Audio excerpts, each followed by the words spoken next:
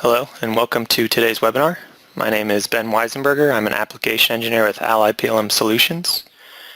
Today we're going to be taking a look at how synchronous technology will revolutionize your design process. Just a quick agenda of what we'll be covering. We're going to take a quick look at some of the design challenges that CAD users face today. We'll take a look at the best of both worlds, both history-based modeling and direct modeling. And then from that, we'll get into what is synchronous technology, when to use it, what's design intent, how can it help us, and then we'll look at some use cases of where to use synchronous, for instance, on working with imported geometry and editing multiple parts in an assembly at the same time.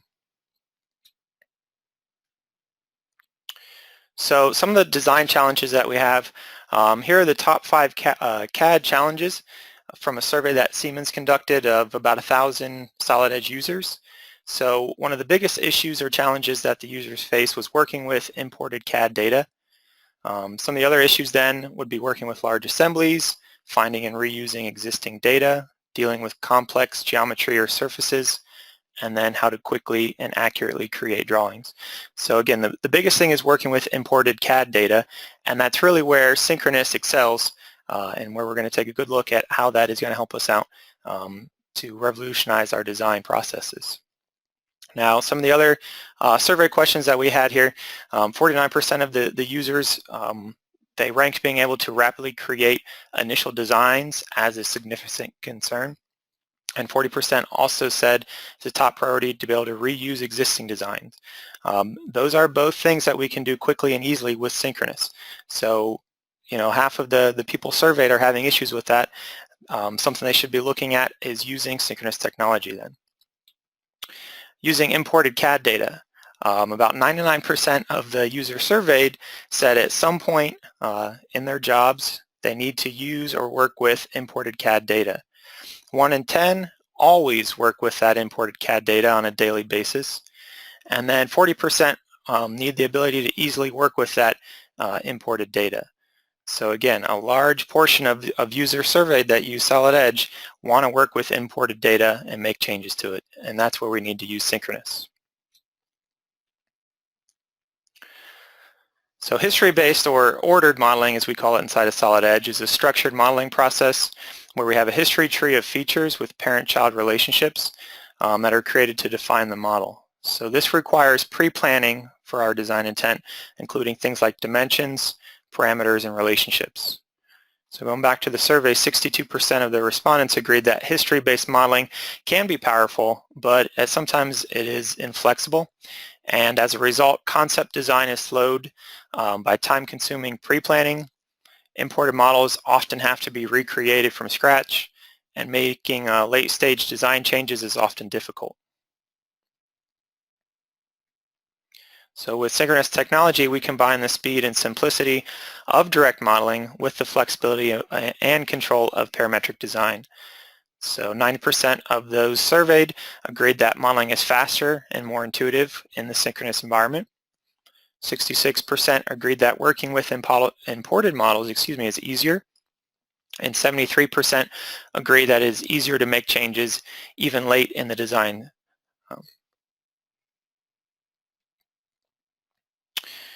So really, Synchronous and Solid Edge is the best of both worlds. 93% of the users surveyed reported using a combination of both synchronous and ordered or history-based modeling. It allows you to balance both your design speed and control by choosing the paradigm that is most appropriate for your design task. So just another look at that best of both worlds. We kind of all know this. The most common type of CAD system available today in the market uses what's called history-based modeling. And that's for good reason, because it has great benefits such as being dimension-driven. It's so good that, in fact, here in Solid Edge, it's been a history-based modeler for around 20 years now and continues to provide this method. However, we've worked this way for so long that we've kind of learned to ignore maybe the not so good things, such as having to pre-plan the model. So looking for a better way to work, we can turn to direct modeling. because this has some great benefits, such as direct interaction with the model. But just like with history-based, there are some downsides, such as being featureless, so not very organized. So how about taking, again, the best of both worlds, but leaving out the downsides? And that is why Siemens created Synchronous Technology with some unique items such as 3D driving dimensions and face relationships to help really synchronize those two worlds. In fact, Synchronous Technology is so unique to Siemens that the last time I checked, there are around 8 patents granted with a further 23 or so pending.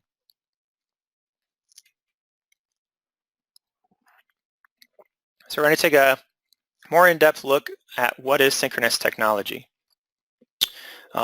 Just like we kind of saw, synchronous technology was born out of the idea that merging the best ideas of direct editing techniques with the best ideas of the history-based modeling would deliver unprecedented power and control in editing our CAD geometry. It allows users to work with 3D geometry and control their models without having to deal with those underlying sketches. Once we have a piece of 3D geometry and it's been created, Synchronous Technology uses automatic design intent recognition tools to allow changes to be made in a predictable fashion based on most frequent use cases. And we'll get into that in more detail here in a minute. But if at any time you wish to change the existing or recognized design intent, it's as easy as a single click or press of a hotkey on the keyboard, and then the desired results are shown on the model. So synchronous technology, again, is different from the ordered or history-based modeling. If we need to make an edit, we simply grab a face, begin to move it using the arrows or the steering wheel provided, and make a change to the model. When we do this, Solid Edge will interrogate the model during each edit and recognize design intent that is worked into the model. This is displayed for the user in an interactive dialog that allows it to be suppressed or turned on for each move. And if you ever run into issues with this, over on the right you can see if you're having trouble, there is a help icon or a movie icon at the top that you can press to pull up the help file on design intent, or again the movie button to play a short little clip of how it works. So what are some of the best uses for synchronous technology? One of those is for 3D detail reuse. If you've already created something and maybe a previous design, why waste time recreating it? With synchronous technology, you can copy and reuse that data. We can bring it in either through the feature library or a simple copy-paste and paste it into a new model, attach it to your existing design, and again, you don't have to waste time recreating that geometry. Another place to use it is design intent recognition. So maybe you're working on a part, but you don't know who created it or how they created it, but you know changes need to be made to it. With Synchronous, you don't have to worry about the underlying sketches and the design intent built into those sketches. What you see is what Solid Edge sees, as well as what it maintains. So you directly just interact with the model, make those changes. It doesn't matter how someone else decided to design it. Editing imported data, and this is what we're going to take a look at today, is importing some foreign data such as parasolid or step files and making changes to those files as if it was made inside of Solid Edge. Another thing we'll take a look at today is one-shot multi-part editing. In the context of an assembly, synchronous technology will allow us to select and edit multiple faces on several different parts and move them in one simple action. Really cool stuff. Again, we'll take a closer look at that here in just a minute. Some other cases when to use synchronous technology if you need to do some precise direct modeling. In the past, direct modeling has had a bad rap for not being precise, which really isn't the case though with synchronous technology. We have complete control through our geometric face relationships as well as PMI dimensions that we place directly on the 3D model, just like you'd be used to doing in the ordered environment, but we work directly with the 3D model instead. Some rapid initial design. So maybe you're not 100% sure how your completed design is going to look. Well, this is where Synchronous is really great. Really easy to conceptualize a model. It allows you to get geometry onto your screen quickly without worrying about having to start over if you mess up or anything like that. So really easy to prototype and quickly get a design started. Finally, unexpected design changes. So what happens when the geometry that we have on our screen fast needs to change? Well, one of the key benefits of Synchronous is being able to change that design geometry and our design intent on the fly without having to worry about the underlying sketches and order in which we created the features. So we've been talking a little bit about design intent. What is it? Design intent is the way a designer captures how a part needs to react to changes and updates. Design intent is usually created when designing parts at the sketch level in a history-based system or ordered environment for us in Solid Edge. This has to be pre-planned and well thought out by the original designer. And Solid Edge offers that same capability with creating design intent in our ordered environment. We can add dimensions and sketch relationships to all of our sketches. But what about in Synchronous, where the sketches aren't maintaining the geometry? So let's go ahead and take a look at that. Solid Edge controls design intent in Synchronous using the design intent panel.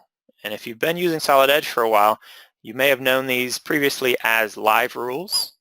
But we changed this seeing as they're not necessarily rules that hinder modeling, but more as guides to help ensure changes happen as intended. The design intent panel has a list of design intent relationships that are always being looked for by default. Some of these include symmetry, concentric, which will look for concentric rounds and holes, offset faces, aligned holes, and coplanar faces. When we start to make an edit, the design intent panel is only going to show the design intent that has been found and is being maintained during the move.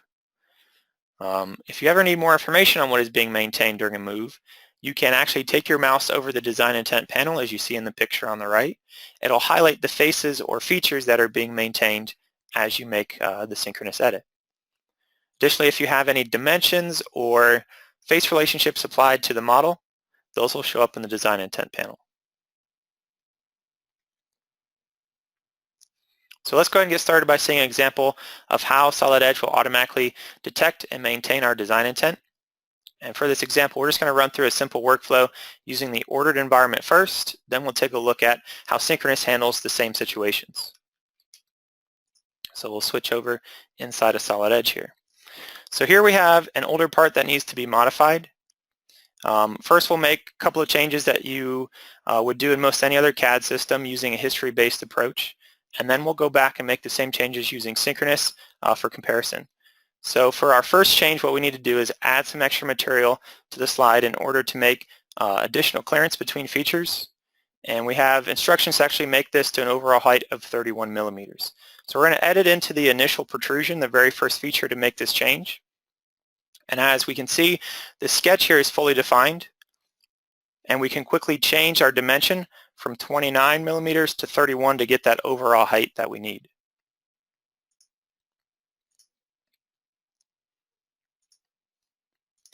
Now you may notice that due to some inappropriate design intent in one of our other features that the cut over here on the right is actually shifted, so we need to go in and fix that. So we'll edit into the profile of that feature as well. And this is actually a really easy fix. One of the problems is the relationship over here connected to the corner, so we'll simply delete that and add in our own.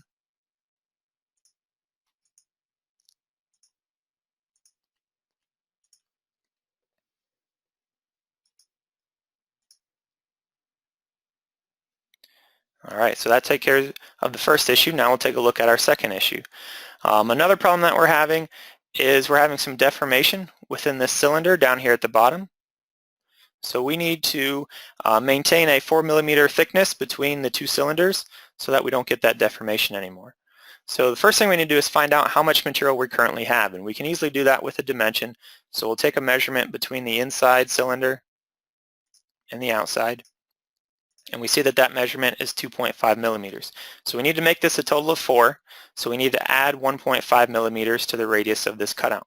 So we'll edit into the profile, and we'll add 1.5 millimeters to that cutout, which makes it a radius of 14.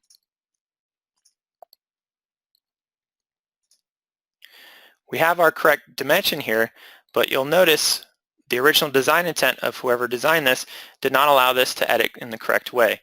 Our cylinders have shifted up, and they're now interfering with some other features in the rest of the model.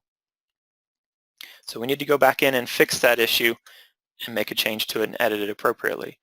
So we're going to go back in and edit the cutout again. And what we can do is we can actually unlock this 1.7 dimension on the side, which will allow us to add in our own lock dimension from the bottom of the cutout to the cylinder. Now when we go in and change the radius of the inside cylinder, that'll allow it to push down and not up into the model. And again, that will allow us to edit it correctly. So a little extra work we had to do there. We weren't sure of the original design intent. We didn't find out until we made that edit. So obviously we're taking some extra time here that it's just wasting time and money to go in and edit this part. The last thing we need to do is we actually have an issue over here with these two counterbore holes. They're too close to each other, and when we drill them both out, they tend to actually run into each other. So what we're going to do is actually take a look inside of the model to see that issue. And if anyone hasn't done this before, I suggest trying it out sometime using clipping planes. What we can do with the clipping plane is actually slice through the model and take a look inside of it. And we're going to slice over here where we see the two counterbore holes that are close to each other, and right there is our issue. So to fix this, we're going to add 2 millimeters of clearance between the holes. We're going to edit into the bottom hole first. We can quickly drive that dimension down. We want to make that 7 millimeters. Then we'll go in and edit the top hole and do the same thing.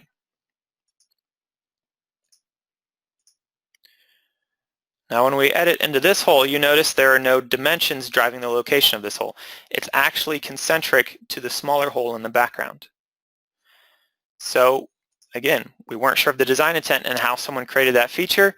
Now we have to waste time going in and editing a different feature and figuring out how they actually designed this. But quickly enough, we can go in and edit the other hole, drive that dimension up to 19, which gives us that 2 millimeter clearance between the two holes. And if we turn our clipping plane back on, we can see that clearance now between the holes in the middle. Now everything looks good, but actually we have an issue here in the back. And this might not be noticed by most users, but this hole in the back is no longer aligned with the other hole cutting through the part. If we actually edit into that hole, we can see why. It was created using a dimension to the bottom face of the model. So even if we wanted these two holes to be aligned, again, whoever designed this did not build that design intent in between these two holes. So now we have to take more time to edit that and get it to work the way we want it to. And it's simple enough. In our case, we can add a horizontal vertical constraint from the center point of the hole to the center point of the other hole, and now they'll stay aligned no matter where they move up or down.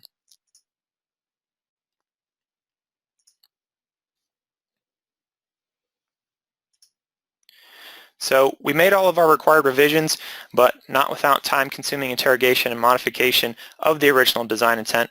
So what if Solid Edge could recognize the modeler's design intent automatically to give us more sensible results during the edits?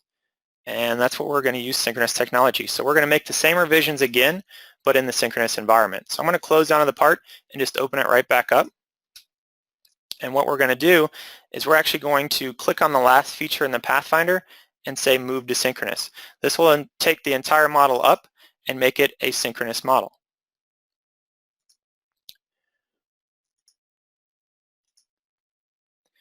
Now, our first edit that we needed to do was change the height of the block. So we're going to do this by adding a dimension directly onto the model. We don't have to go into any sort of feature to make an edit or any sketch, anything like that. We'll just throw a dimension directly on here. Now I can start to drive that face up or down, and I can pick the direction I want to go with the arrows here on the edit definition box. And we want to go symmetrically up and down 31 millimeters. Our first edit's done. Now we're on to the next one. We need to add more clearance between the cylinder and the cutout here in the middle. So again, we'll go in with another dimension. We'll pick the two edges of the cylinder and the cutout. And we can drive this value, or I can simply just type it in and hit tab to preview it. You'll notice the cylinder and the cutout on the right also updated, and that's because of our design intent. So it's picking up symmetry between the two cylinders. I can toggle that off by pressing S on the keyboard. That turns off the symmetry, and now you see I'm only changing one of the cutouts. So Again, Synchronous is going to do the work for you. It'll look for that design intent and try to maintain it automatically for you. And that takes care of the second edit. Now the next thing we want to do is get inside of the model and edit where those counterbore holes are. And in the last example we did this using a clipping plane or a section view to do that. So what we can actually do in Synchronous is add something called a live section. And if you've never used live section before, I suggest looking it up and playing around with it a little bit. They're pretty cool. But quickly what we're going to do is create in theory, or basically a sketch in the middle of the part. So I'm going to just kind of cut through the model where I want it. I want it to be centered up on that counterbore hole. Click to place it. Now this is a live sketch that I can go in and add dimensions to edit my 3D model. I'm going to add in one more just so we can see the aligned hole in the back of the model. So I'm just going to put it on the front face and then move it back using the steering wheel centered up on the hole in the back of the model. To do our edits, I'm actually going to hide the design body, which will make this a little bit easier and quicker to do. And just to kind of show off a little bit, if I come in here and select this hole, I can easily move that up or down. And you'll notice the hole in the background is moving with it as well, because Solid Edge is picking up the design intent that those holes should be aligned to each other. To make this edit the way we need it, I'm simply going to go in with a dimension between the top of one hole and the bottom of the other one. Drive that dimension symmetrically to be 2 millimeters. Again, if I toggle on and off the aligned holes up here, you'll notice the hole in the background will either be aligned or not aligned with it. Synchronous and Solid Edge is picking that up on its own, which is awesome. So I'm going to go ahead and keep it aligned, hit accept, and there we go. All of our edits are done. So we can turn back on our design body and see those changes. So just to recap, what we saw was Synchronous Technology inside of Solid Edge recognizing and maintaining the design intent on the fly, giving us sensible and predictable changes, overall allowing for faster revisions. The next thing we're going to take a look at is working with imported geometry. So when working with imported data, the metadata necessary to drive the history-based features is never transmitted along with the geometry. So you lose all of the intelligence or design intent in a data import. Some history-based CAD programs have features that are meant to look like direct edit, but in fact they create additional history-based features. So you're not working with the actual geometry. In fact, in some cases you're actually deleting and recreating new geometry. But with Synchronous, the design intent comes from the geometry itself, not from the metadata. So if there are parallel faces, for example, the chances that they are parallel by accident is very, very low. The software is going to assume that this is intentional and retain that relationship as design intent. Synchronous Technology can even recognize things like patterns and holes in imported parts and create them as editable synchronous features, which we'll see an example of that here in just a minute. So we're going to take a look at importing and editing some geometry from other CAD programs.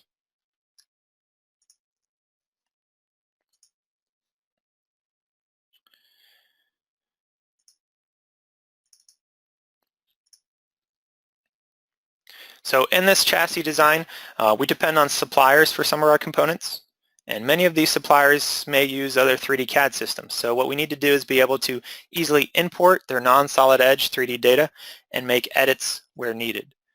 So we're going to import our first component, and when I say import, in fact, it's really just a file open. So we're going to select the component here and open it up. Once we get it imported, we can easily apply any material to it or finish, and for this one I'm just going to paint it an orange color just so it's a little easier to see and work with. So importing was easy, right? We're done already. But what about making edits to this? With most other CAD systems, they rely on a history to be able to edit the model, but obviously if you look over in the Pathfinder, there's no history. It wasn't created in Solid Edge, so how do we make changes? With Synchronous, though, it's not a problem at all. We don't have any sort of convoluted feature recognition. Synchronous Technology allows us to just click on a face and do a simple push or pull. So just like this, I can grab a face, move it up or down. Notice how the other faces that are in line are moving too, just as if this feature was created in Solid Edge in a history tree. If you prefer maybe editing existing dimensions instead, well, if you just click inside of a cylindrical cutout, for instance, we get a dimension there that we can click and edit on the fly. Again, notice how Solid Edge finds the symmetry to the other holes around the rest of the part and will intelligently edit those as well. If we want to add our own dimensions, we can do that simply by grabbing some edges of the part and typing in the dimension that we want.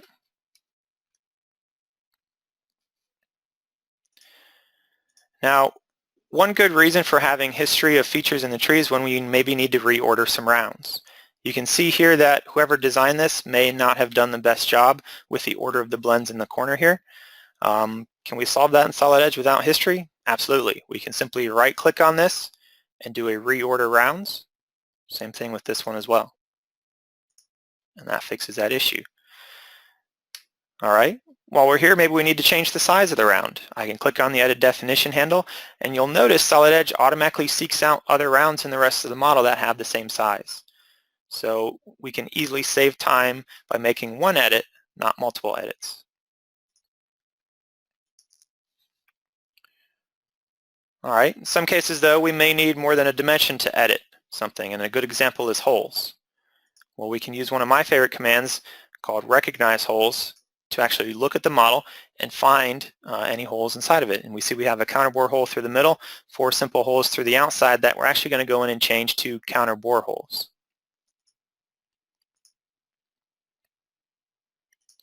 And just like that, we've recognized them and added them as feature in our Pathfinder. What if we need to maybe delete some geometry? It's as easy as fence selecting it and then hitting delete on the keyboard. So hopefully you can see how flexible Solid Edge is in editing non-Solid Edge data.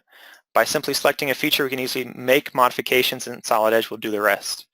And we can even show off a little bit here. So we're going to go ahead and save these changes, and we're going to use this part now in our assembly.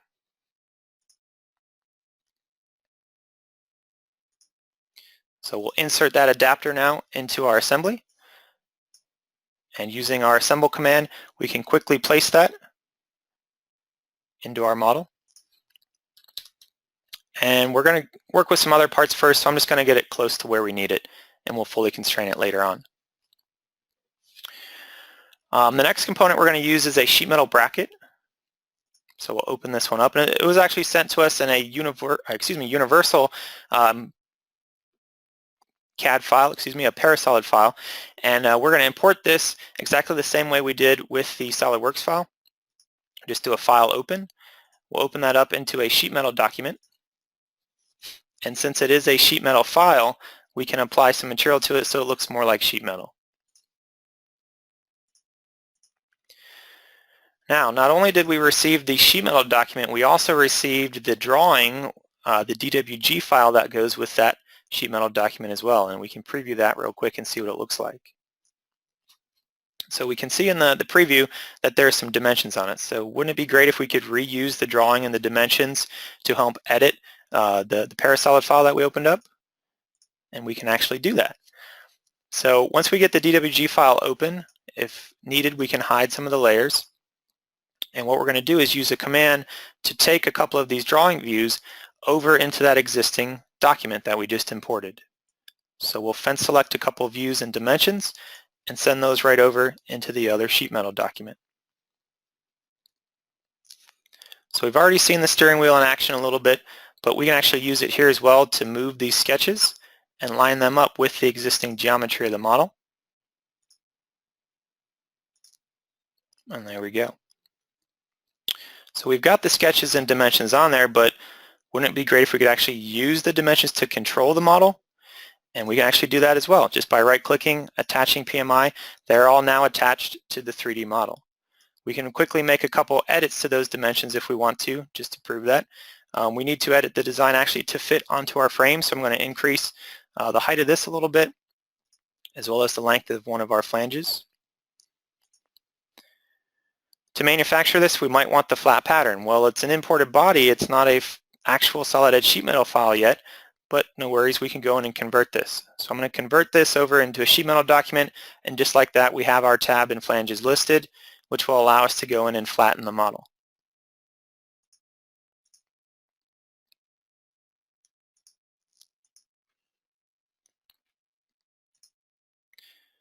All right, so now we can go ahead and save this guy, and let's bring it into our assembly and use it over there as well. So we're going to insert this part just like we did with the last one. We'll use the assemble command to quickly place it in our assembly.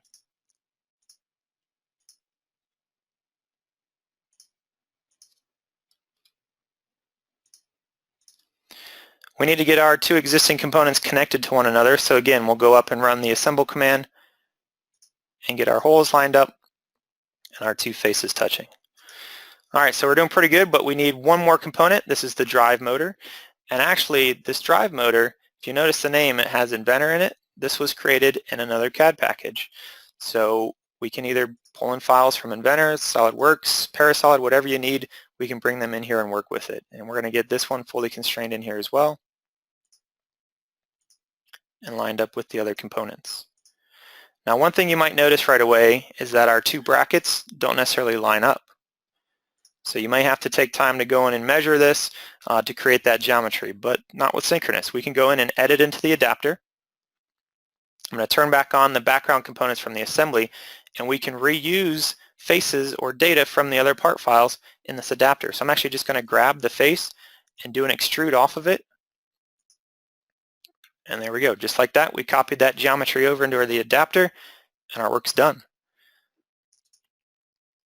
One final edit we might want to make is there may not be a lot of clearance between these parts for some bolts and fasteners. So we're actually going to edit both of these part files at the same time here in the context of the assembly. So I can fence select both of those brackets there and simply move them left or right. That's right, we're editing both a SolidWorks and an inventor at the same time in the context of the solid edge assembly. So pretty cool stuff there.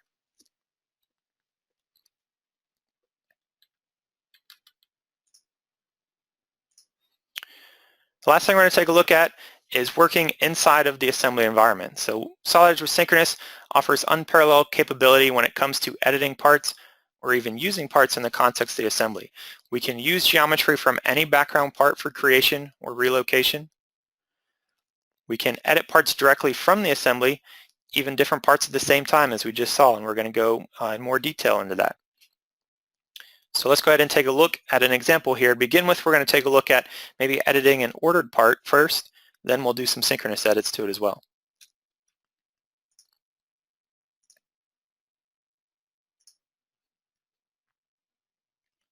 So in this example, we have a solid edge assembly of a pulley system where we want to make some changes to the width of the custom pulley because we're going to fit maybe a wider belt onto it. So of course that means editing several other components as well to suit. To begin with, we're going to start with the pulley. So I'm going to edit in place into this part file, and you'll notice it was done in the ordered environment. The first thing we need to do is make the pulley wider. So I didn't design it. My first guess would maybe grab the first protrusion. I'm going to do a dynamic edit on this and drive the width of this to be 55 millimeters. And we have some issues. If we look over in Pathfinder, we have some failed features. Some are missing some parents now, so that's not going to work. We have some issues. So we're going to hit undo.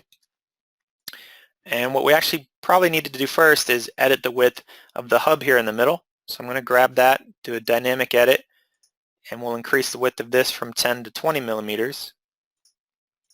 Now we should be able to drive the width of the pulley without any issues. So we'll drive that out to 55. Looks pretty good. No issues in the Pathfinder, but it did increase the width of the inside of the pulley, which may add extra material that we don't need. So I'm actually going to drive that back in a little bit to go back to 20. So nothing too challenging, but obviously if you're not the one to design this or know how it was built, you're going to have to do some playing around with the model and figure out their design intent and how they wanted to model this and create it. Let's take a look now though at maybe changing some of the other components in the context of the assembly and how we can do this with Synchronous. So obviously the other components don't fit with those changes, but we can easily go in and make some fixes to that. Just to show you something first, maybe I come in here and grab one of the faces of this model. I can easily push or pull that, and you'll notice our design intent is going to pick up things like symmetry and coplanar faces and move the rest of the model. Now that's just one part file, so let's kind of show off a little bit here. I'm going to pick one part, and we'll pick a second. We'll pick a couple faces from a third part and a fourth part, and we're going to move all four of those at the same time, just like that. Pretty cool. So we're going to drive those out 10 millimeters each so that the pulley will fit inside of that. And let's just double check to make sure we fit. And it looks like, yes, we do. So you saw how quick that was. Much easier than going to all four of those parts separately to make an edit to get it so that it fits inside of our assembly. A couple other changes we can make. We see our two belt guards here may not be the same size. So we can use face relationships that we may use back at the part environment here at the assembly level. So I'm going to make the selected face coplanar to the face up here at the top of the other belt guard. So now they're the same width.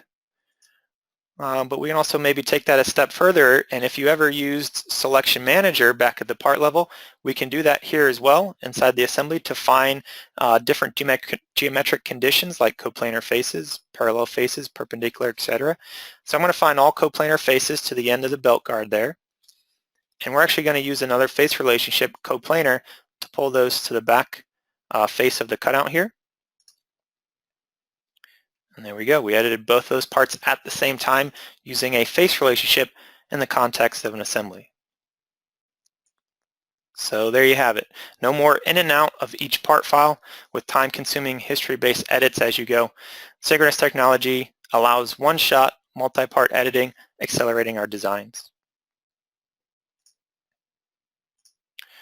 So I went back and pulled up some files or some examples from a Solid Edge University presentation from a couple of years ago. Melissa Schultz from the Robbins Company did some file size examples of ordered parts compared to synchronous parts. One of those examples was a bearing support. And obviously it's not a very big part file. It has some circular cutouts, some holes, patterns, things like that on it. The ordered part file size though was 735 kilobytes. The synchronous part file was 6% smaller than that. So maybe not a huge difference on this part, but if you're a larger company creating lots of files, you can start to see a little bit of space that you can save there on your server maybe. Another example of that would be maybe a shaft. And you can see the file size here is actually quite a big difference. The ordered file is over 3 megabytes. Synchronous file is about 2.25, so it's 30% smaller. Again, if you have hundreds or thousands of part files that you're creating, this is huge space saving. Also, it tends to open up quicker on your computer as well. So this is something to start thinking about, not only design time being quicker, but also data management and file space on your servers. So in conclusion, I just have a quote here from Matt Lombard, who wrote the Solid Edge with Synchronous Technology ebook that is available for free for any of you guys to go out and download. If you haven't read it or gone through it, I suggest doing that. He has some examples that you can follow along with as well, some files you can download, and again, go through some tutorials with them. But again, the quote that he had here, Synchronous Technology is a combination of a lot of powerful tools.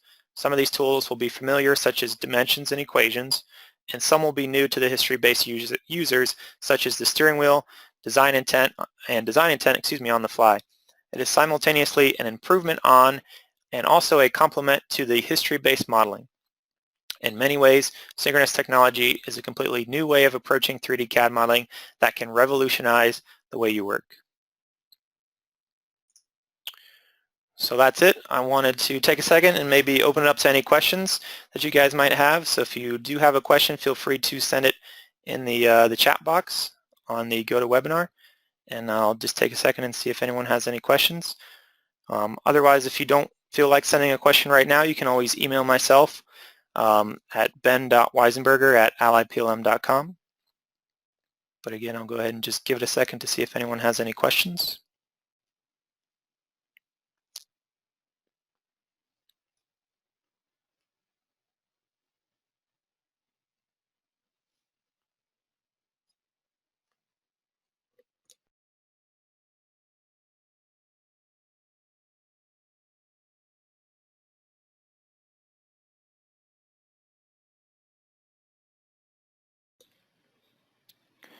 All right, doesn't look like anyone has any questions currently. If you do have a question, again, I'll hang out for a little bit after we end the meeting here. You can still send them in the chat box and I'll try to get back to you. Otherwise, I'll put my contact information up here for you. Feel free again to email myself or support if you do have any questions, and we'll be sure to get a recording of this webinar up online so you guys can always go back and review everything I showed you. So I hope you enjoyed it. Hope you found this webinar informative. Again, if you have questions, let me know. Thanks and have a great day.